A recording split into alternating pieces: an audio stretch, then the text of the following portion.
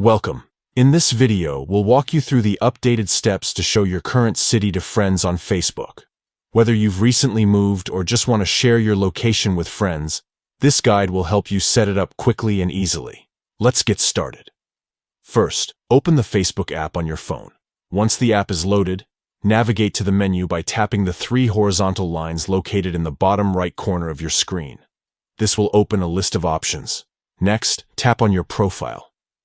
This takes you to your personal profile page where you can make edits to your information. Once there, locate and tap Edit Profile. This option allows you to customize the details displayed on your profile. Scroll down until you reach the Details section. Here, tap Edit.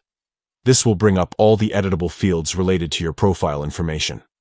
Under the section marked Current Town City, find the pencil icon next to your listed city and tap it.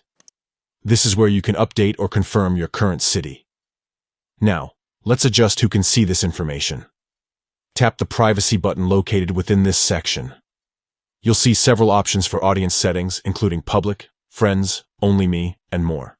Select Friends to ensure only people in your friends list can view your current city.